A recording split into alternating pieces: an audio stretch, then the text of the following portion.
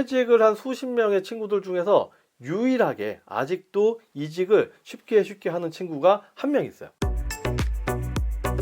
50 전후에 퇴직한 친구들의 공통점을 보면 첫 번째로 자기 이력서를 보면서 스스로 감탄을 합니다. 야, 이렇게 화려하고 빠질 것 없는 이력서가 또 있을까? 제 친구로서 제가 봐도 실제로 그래요. 그런데 이게 독이라는 거를 아직은 잘 몰라요. 그리고 두 번째, 어딘가에는 나의 이력과 경력을 필요로 하는 곳이 한 군데는 있겠지 라는 생각을 하고, 또 전에 다니던 회사보다 규모가 작은 회사라면 당연히 나를 좀 받아주지 않을까? 라는 생각도 합니다. 그리고 세 번째로, 현업에 있을 때 거래처 같은 곳에서 회사 퇴직하시게 되면 우리 회사 오세요, 같이 한번 일해 보시죠, 이런 인사치레의 말이 진짜인 줄 안다는 거죠. 들어가려고 하는 회사 입장에서 한번 생각을 해보자는 거죠. 자, 일단 나이가 50 전후가 되었고 직급이 차장, 부장, 임원이라면 그 해당하는 회사, 그 회사의 그 직급, 그 업무에 해당하는 TO가 많을까요? 적을까요? 당연히 조직은 피라미드식으로 되어 있으니까 당연히 관리자 포지션인 차장, 부장, 임원의 TO는 당연히 적죠. 규모가 작은 회사라고 하면 부장급이 4명, 5명도 안 되는 회사도 굉장히 많아요. 그리고 그 회사에는 그 자리만 바라보고 몇 년 동안 일해왔던 과장, 차장, 대리들이 있습니다. 그러니까 이미 그 준비를 하고 있는 사람들이, 경쟁자들이 그 안에 이미 많이 있다는 뜻이죠. 이 회사 입장에서 보게 되면 같이 생활을 계속 하던 사람이 좋을까요? 아니면 검증이 아직 안 된 외부 사람이 좋을까요? 그리고 사람이 사는 조직이라는 곳은 크던 작던 간에 반드시 파벌이라는 게 있지 않습니까? 그래서 외부 사람을 받아들이기에 더 어렵습니다. 정리하면 자리가 별로 없다는 뜻입니다. 대리나 과장을 뽑을 때하고는 완전히 다릅니다. 자, 그러면 화려한 이력은 도움이 될까요? 퇴직을 한 수십 명의 친구들 중에서 유일하게 아직도 이직을 쉽게 하는 친구가 한 명 있어요. 근데 이 친구는 아예 처음부터 소규모 회사로 회사 생활을 시작을 했던 친구예요. 이게 뭔 얘기냐면, 이 소규모 회사는 대기업과 다르게 한 명이 한 개의 프로젝트에 소소한 잡일을 포함해서 처음부터 마무리 끝까지 한 사람이 다 하는 경우가 굉장히 많습니다. 그런데 대기업의 경우에는 분야별로 또 파트별로 정해진 일이 있죠. 그래서 대부분의 대기업의 회사원들은 그 분야의 전문성은 좋아요. 그 분야의 전문성은 대기업 출신이 좋을지 모르지만 소규모 회사에서 일반적인 프로젝트는 이 혼자서 처음부터 끝날 때까지 혼자서 다 해낼 수 있는 사람이 필요한 거죠.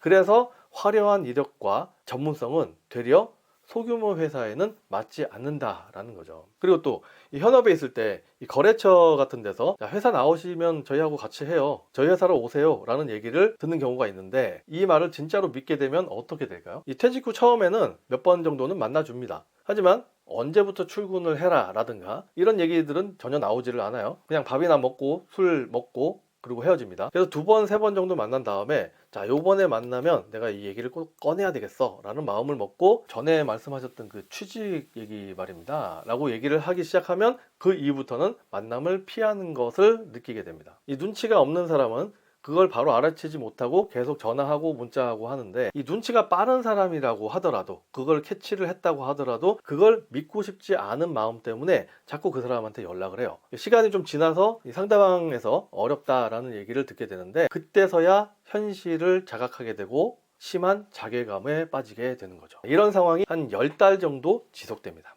그런데 처음 3개월 정도는 크게 걱정을 하지 않아요. 당연히 나의 이력, 그리고 경력, 이 전 직장의 클래스, 이런 것들 때문에 욕심만 조금 내려놓으면 당연히 취직이 될 거야 라고 생각을 하더라는 거죠. 자, 6개월쯤 접어들게 되면 면접을 보라고 연락 온 것이 단 한 군데도 없었다는 것을 문득 깨닫게 됩니다. 한 10달 정도 지나게 되면 불안함과 초조함이 극에 달하는 시기가 오더라는 겁니다. 그런데 이때는 이미 퇴직금 통장에서 매월 500만 원, 600만 원씩 생활비를 썼다 보니까 이 통장에서 5천만 원, 6천만 원 정도가 훅 빠져나가 있는 이후예요. 자, 이때부터는 이제 이전 경력과는 아무 관계 없는 곳이라도 나를 써주기만 한다면, 취직만 시켜준다면 일을 해야 되겠다고 생각을 하고 정말 여기저기 찾기 시작합니다. 이때 물류센터 분류일이라든가 아니면 택배라든가 경비라든가 이런 것들을 찾기 시작하는 단계가 되는 거죠. 그리고 월급쟁이를 하고 있는 사람들이라고 하면 퇴직 첫 주 월요일에는 출근 시간에 맞춰서 일단 눈이 떠집니다. 그리고 잠깐 있다가 정신을 차리죠. 오랜만에 잠이나 더 자자 하고 다시 잠자리에 들어갑니다. 그러면서 이제 긴 시간 동안 돈 버느라고 고생을 했으니까 이 정도는 해도 된다라고 생각을 해요. 그리고 이제 3, 4일이 지납니다. 3, 4일이 지나면 아침에 늦잠을 자는 것이 슬슬 눈치가 보여지게 해요.